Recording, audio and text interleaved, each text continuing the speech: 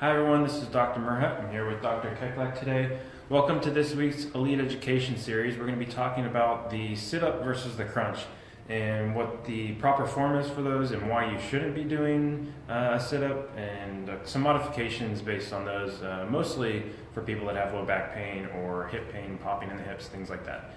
So with the sit-up, oftentimes we don't recommend doing a sit-up because a full sit-up engages the hip flexors. So after a certain degree of flexion while you're doing the sit-up, the hip flexors engage, and that is the muscle that will pull you up into the full sit-up motion. So oftentimes we will say, if you have low back pain, if you have popping in the hips, then don't be doing the sit-ups for that reason. Also, another thing we see with sit-ups is people try to use momentum as opposed to their core and abdominal strength. So we'll see them throwing their bodies forward, and that can be bad both for the low back as well as for the different muscles that you're trying to use to engage yourself with the sit-up. So the modification for that, and something that we oftentimes say is better, and you'll get full core activation and you'll get the same benefits of doing this, which would be the crunch. So Dr. Keklak is going to demonstrate the crunch. We're going to do it on the physio ball because it's a great way to support the low back by using the physio ball. So if I step aside here, and we're going to bring it a little bit closer, I'm going to bring you down. And Dr. Keklak is going to show all you really need is the shoulder blades should be touching the ball at that time. Really, as soon as the shoulder blades come off the ball, that's where you can stop and then go back down. So that's really all the motion you need to do for the sit-up or for the crunch to get the full activation in the core that you need for that.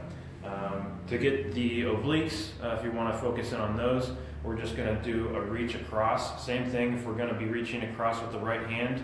All you need to do is have that right shoulder blade come off the ball, and that's as far up as you need to go. So with that, if I were to place my hands on his hip flexors right here, and he's going through the crunching motion, that hip flexor is not being activated. So you can test yourself by placing your hands on the front of your hips while you're doing the crunch and seeing if that's being activated at that time. So the main reason for people that have low back pain to tell them not to do the sit-up is because the iliopsoas, specifically the iliacus muscle of the iliopsoas, your hip flexor, that attaches to the lumbar spine.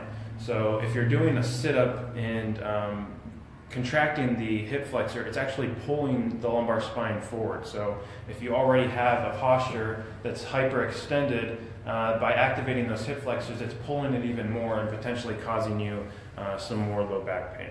Back to the popping in the hip, sometimes people, if they do leg lifts, or they're doing different things where they're trying to lift their legs with different exercises, they'll hear a popping sensation or feel a popping sensation in their hip. Oftentimes that is the iliopsoas popping or hitting over either the bone that it's attaching to or another area in the pelvis.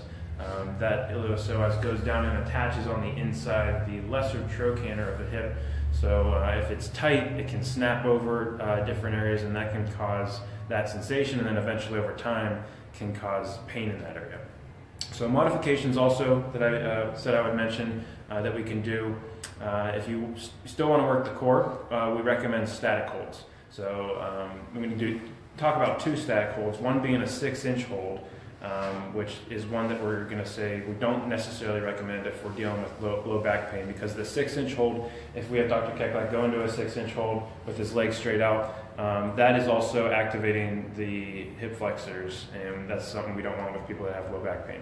So to modify this, we're just going to turn him over. He's going to go into a plank motion, and that, if you're engaging the core properly, not letting the lumbar spine sag down or the hips drop into the ground, you're also going to activate the core, and that's going to be a static hold for the core. That's good. So there's a modification for the ones if you're doing the 6 inches.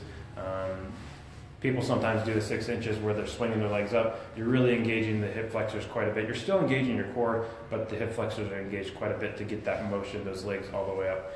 And also similar to if someone is in a Roman chair, that's what it's called, where you're holding your arms up like this, and you're kind of holding yourself, and then you're swinging your legs up. That also has a lot of activation through the hip flexors. So if you know someone that has low back pain or hip popping, and they deal with that through their workouts because they're doing sit-ups or any of those other exercises that we talked about. Feel free to share this with them. If you have a question on anything that we talked about, feel free to comment on it. Give us a thumbs up if you guys like the video, and if you have any other topics you want us to cover, also feel free to either message us or comment on the comments below, and we'll be covering those in the following weeks. So this is the Elite Education Series. I'm Dr. Merhaut here with Dr. Keklak. Thanks for tuning in, and we hope you tune in next week.